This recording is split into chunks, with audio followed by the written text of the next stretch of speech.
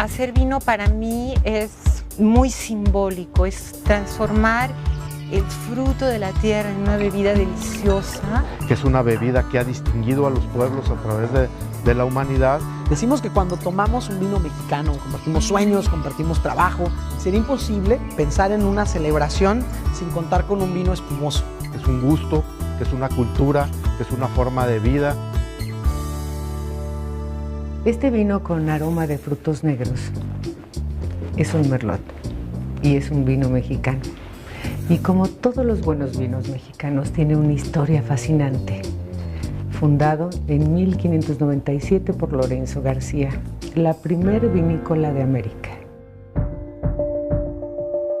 En las tierras del llamado Nuevo Mundo, los españoles encontraron algunas especies de uvas silvestres conocidas como cimarrón, que para los europeos resultaban demasiado ácidas para elaborar el vino. Exploradores españoles empezaron a explorar al norte de Zacatecas buscando en realidad oro y plata. No encontraron oro ni plata, pero sí encontraron manantiales y vides nativas. Cuando llegaron los españoles al Valle de Parras, encontraron que había parras silvestres, de hecho por eso le pusieron ese nombre. Aunque eran parras que daban frutos muy ácidos, eran agraces. En ese tiempo los primeros vinos que se producían muy seguramente han de haber intentado con las uvas nativas. Las uvas silvestres o cimarronas pertenecen a un género que se llama Vitis labrusca, que es un género diferente a la Vitis vinífera. Entonces realmente de aquí no se hacían vinos. Y si se hacía alguna bebida proveniente de esas uvas, es una bebida muy precaria que no tiene nada que ver con el vino que hoy conocemos. Hoy seguramente ese vino para nosotros sería abominable. En la conquista básicamente nuestra gente no consumía vino, consumía pulque, otro tipo de bebidas. Y para entonces los españoles que consumen mucho vino, pues habían intentado de plantar uva en México y sin éxito, pero no se han de haber tardado nada de tiempo en traer plantas de España. Hernán Cortés mandó traer de España parras o Vitis vinífera y ordenó a los primeros colonizadores que sembraran 1000 viñas por cada 100 indígenas que tuvieran a su servicio.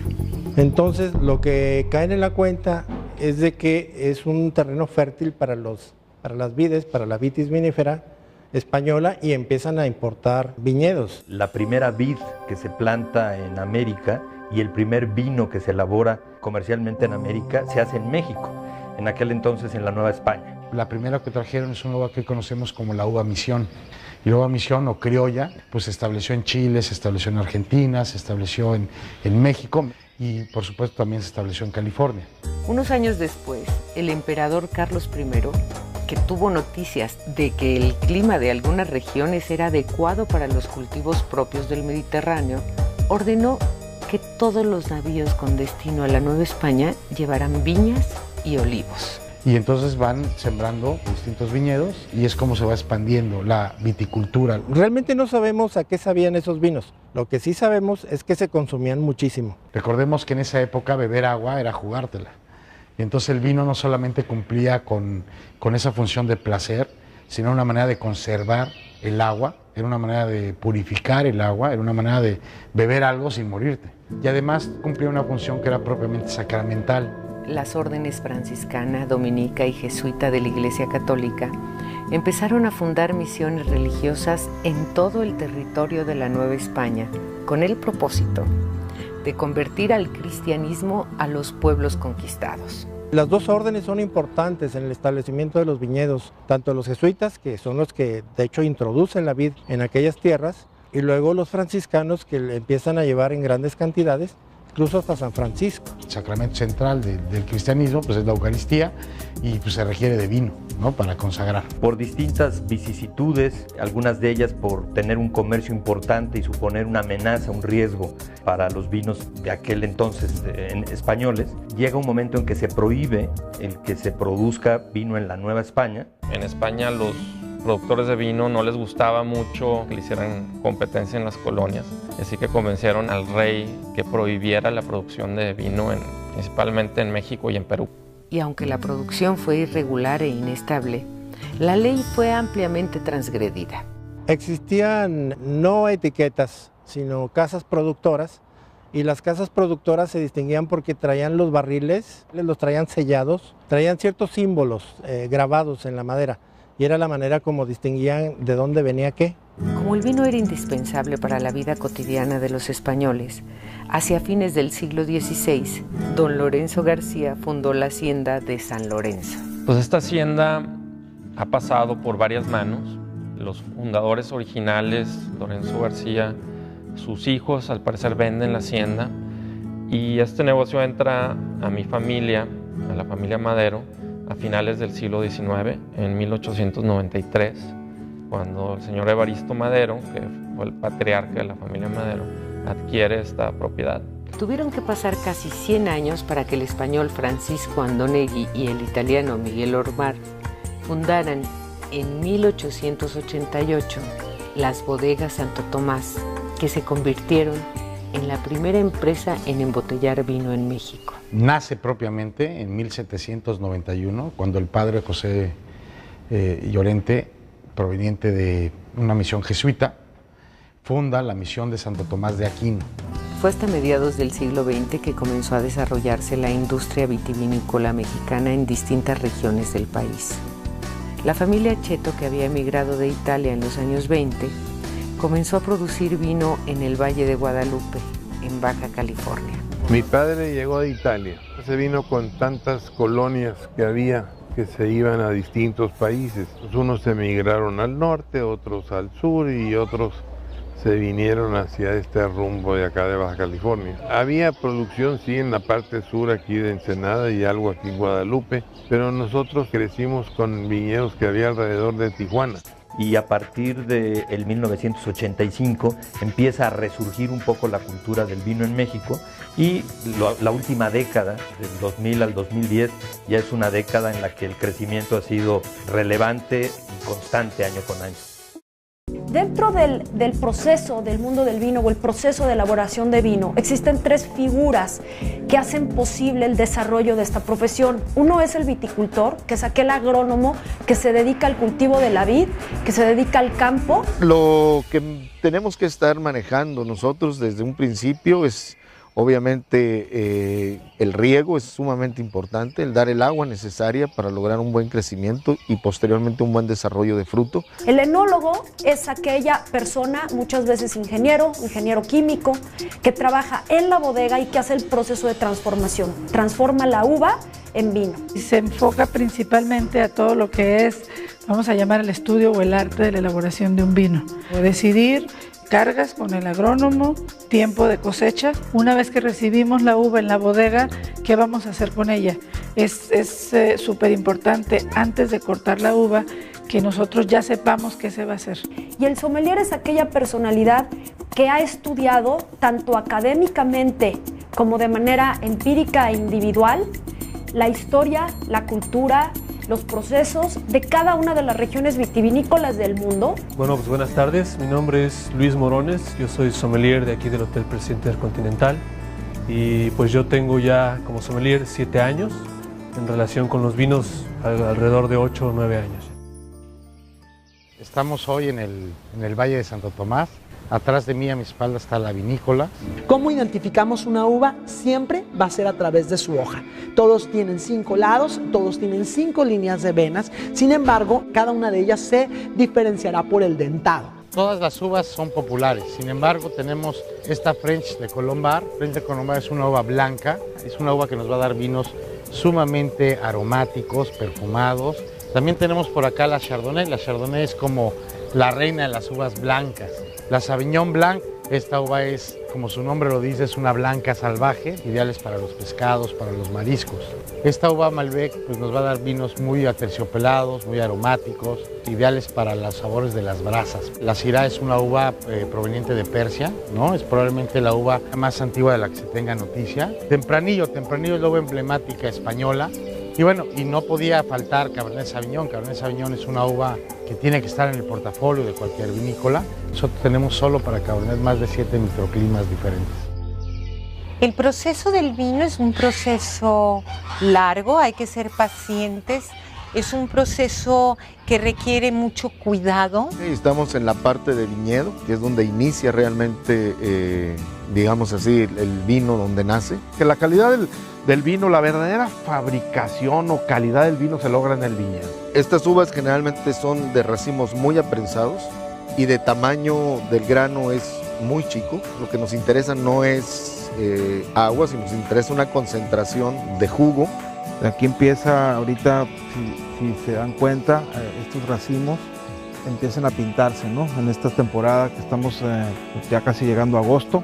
De aquí la uva se corta. En el viñedo cosechamos de madrugada a las 2 de la mañana cuando hay mayor concentración aromática en la fruta. Para mí es una parte artesanal que la gente que sabe podar lo hace. Se ponen jabas y se lleva a la parte de la molienda, ¿no? Pues participan cerca de 150 gentes, o no sé, es un trabajo bastante, por así decirlo, democrático.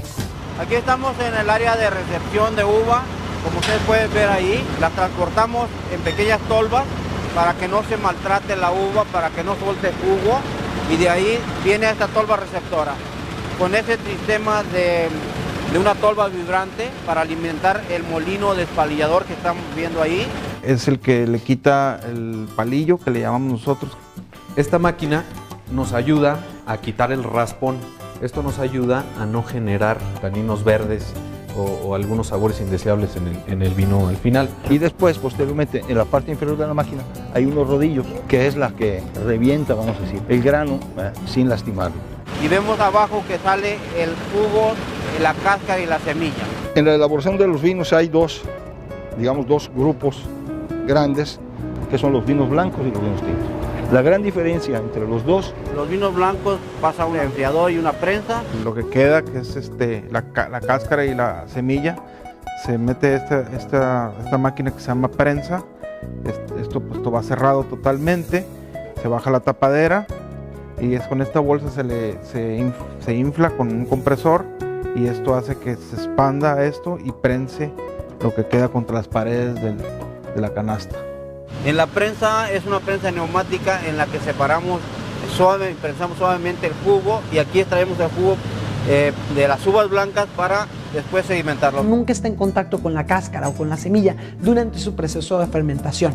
En el caso de los tintos, tenemos que fermentar con la masa completa, es decir, con toda la cáscara y la semilla. Mandamos directamente a los tanques jugo, cáscara y semilla. La cáscara y la semilla que están arriba, al momento de girar, se integran al jugo y de esa forma extraemos el color y el sabor. Ya se está fermentando. Lo que hace tinto a un vino es precisamente la cáscara y lo que lo hace tánico es la semilla. Normalmente fermentamos entre 12 y 15 grados y nos tarda de 4 a 5 semanas una fermentación. Depende mucho de la temperatura del ambiente, depende mucho del grado de azúcar, depende de muchos factores externos. Lo importante es como estar pendientes y saber lo que está pasando. Durante la fermentación nosotros hacemos una degustación de todos los tanques que están fermentando diario. Pues hay días que probamos hasta 80 vinos cada uno. La función de la fermentación es que la levadura va a transformar el azúcar en alcohol. Tú puedes jugar con diferentes temperaturas de fermentación, te va a dar un resultado diferente, diferentes fechas de corte, diferente tipo de barrica, tiempos de añejamiento. Después de la fermentación alcohólica, pues lo pasas a tanques de inoxidable o en su defecto a barricas, lo que piensas que se va a hacer un gran reserva o super premium, lo pasas a barrica y ahí hace la segunda fermentación. Bueno, aquí llegamos al área de maduración o de añejamiento de los vinos en barricas. Cuando un vino lo ponemos en madera, es decir, en barrica, le denominamos de crianza. Dependiendo del vino, utilizamos diferentes tipos de barricas. Puede ser una barrica de roble francés para los vinos más delicados, puede ser la barrica de roble americano para los vinos, digamos, de más corposos o más especiados. La barrica lo que hace es que aporta un proceso que se llama de microoxigenación, que hace que el vino se vuelva más más suave, ¿no? Aquí en las barricas, ¿qué es lo que pasa? Hay un consumo por evaporación, por transpiración de la barrica, que aproximadamente una botella mensual cada barrica. O sea que un vino que se añeje, por ejemplo en el caso de los Gran Reserva, que se añejan 24 meses, pues esta barrica se metió 2 cajas en evaporación. Pues es una botella promedio mensual. El tiempo que necesita un vino en la crianza podría variar desde 8 meses hasta 24 meses. Y finalmente sigue el embotellado, ¿no? Entonces terminamos aquí y ya la botella se va, el vino se va a la botella, ¿no? El embotellado consiste en, pasa por un dispositivo, ¿no?, que extrae el aire de la botella e inyecta un gas inerte, que en el caso nuestro es nitrógeno, ¿sí? Posteriormente el vino pasa a la embotelladora, que da el nivel de embotellado, pues viene la encorchadora y ahí ya termina el manejo del vino. Es increíble la transformación del vino en la barrica e increíble la transformación del vino en la botella. El consumo del vino está íntimamente ligado a la comida y los cocineros mexicanos han hecho una gran labor al darlo a conocer y revalorarlo. Y lo han hecho favorito de los comensales. Vamos a empezar a catar. Siempre es recomendable que el vino se huela a copa quieta, es decir, sin mover, porque hay muchas moléculas que se pueden volatilizar si lo agitamos antes.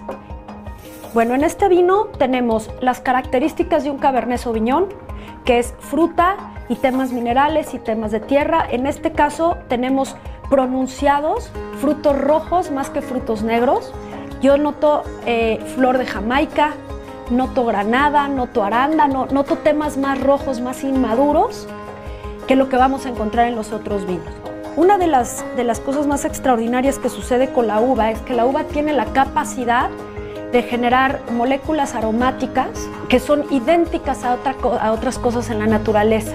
Entonces, por eso los vinos generalmente se catan comparados con otros aromas.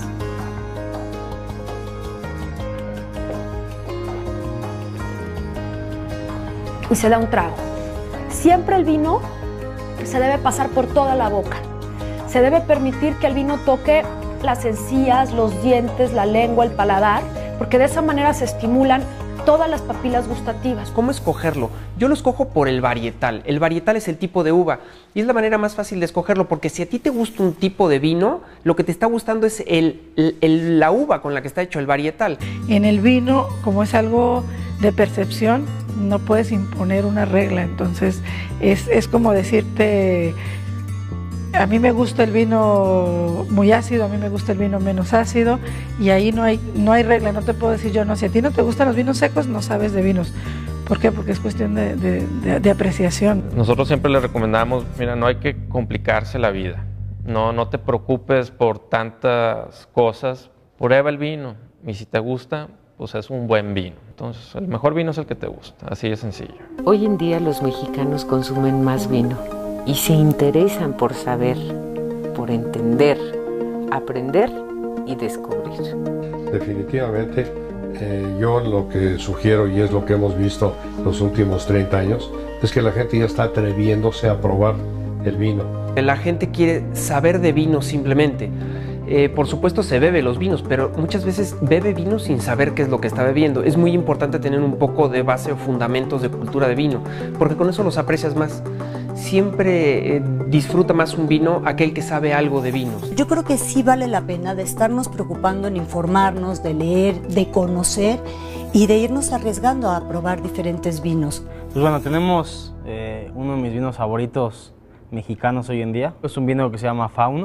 Es un vino que dijimos tenemos que ponerle algo potente, pero a la vez con una proteína que no sea tan potente, ¿no? Entonces vamos a empezar en el plato. Tenemos aquí unos chilacayotes, tenemos unas verduritas también ensenada, ¿no? Tratamos de agarrarle al vino como que su entorno y ponerlo en el plato. Entonces tenemos unas zanahorias, unas colecitas de Bruselas, coliflor, unos brotecitos de betabel, guías de chícharo, y por último esta cebolla. Y para acabar la parte de la ensalada tenemos este puré, que es un puré de ajo negro. Por último tenemos el guajolote y vamos a acompañarlo con un puré de maíz cacahuacintle. Y para terminar tenemos el chilmole, que creo que es un maridaje que va súper de la mano, en donde los protagonistas son el vino y la salsa del plato, y el guajolote viene siendo un acompañante, ¿no? En el norte, que se usa mucho las carnes asadas, todo lo que va a las brasas, iría el tempranillo. El merlot va muy bien con, te decía, comidas agridulces. El cabernet para todos los tipos de cortes de carne, el borrego, ya un filete, y el barbera para todo lo que son sabores a tierra, flor de calabaza, huitlacoche. Ahorita lo que se quiere uno, y en eso estamos en la guerra, de tratar de que en México se consuman más los vinos mexicanos. Hoy estamos en esa época, ¿no? En esa época en cómo vamos a inculturar el vino, cómo vamos a meter el vino. Nosotros creemos que lo que se produzca y se consuma en nuestro país, pues es mejor que traer un producto de fuera ya hecho, terminado, y aquí nada más nos lo bebamos, ¿verdad? La vitivinicultura en México tiene retos importantes. El primero es crecer en 5 años 5 veces su tamaño. El principal reto en la zona norte es el agua. Creo que se ha vuelto un problema espantoso. Y el segundo reto es la comercializada, porque tienes que tener cierto volumen para poder llegar a un precio competitivo. Obviamente también los impuestos no son los más propicios para fomentar nuestra industria. Por nuestros costos que tenemos, que son, podemos decir, altos, no podemos competir con algunos vinos que vienen de fuera. Nos hace falta que el gobierno nos apoye y que baje el IEPS y el IVA. No puede ser una industria nacional que los vinos mexicanos a veces sean más caros que los importados. Hay mucha competencia de 30 países. Lo importante dentro de los vinos mexicanos es que tienen un estilo ya. Cada vino tiene sus características y cada región tiene sus características, y habrá amantes de vinos de Ensenada y habrá amantes de vinos de Parras y ahí van. Pero siento que el mercado está creciendo y siento que tiene mucho potencial. Yo creo que México está llegando a este momento de vernos en un espejo, de decir, sí se puede, sí hacemos cosas buenas, y creo que la juventud viene muy fuerte con eso. Yo estoy muy optimista del futuro del vino mexicano. Me da gusto ver en la mayoría de los que participamos en esta industria que están haciendo un esfuerzo para tener vinos de calidad. Yo lo veo muy positivo. Hay mucho interés, sobre todo aquí en nuestro propio país. Creo que es un gran futuro, Y nos vamos a acostumbrar a tomar nuestro vino. O sea, como los argentinos o chilenos, españoles toman su vino, nosotros tenemos que tomar nuestro vino. Bueno, ahora en una cata estuvo Isabel Mijares, que es de las enólogas más reconocidas en España. Dijo que los mexicanos tienen un vino que está a la altura de cualquier lugar del mundo y no tienen por qué sentirse menos. Es de los mejores vinos del mundo. El vino mexicano tiene una historia de 500 años y ha puesto a nuestro país como uno de los mejores productores del Nuevo Mundo. Somos pioneros en América. Tenemos calidad de exportación. Tenemos que estar orgullosos de esta industria. Salud por el vino mexicano.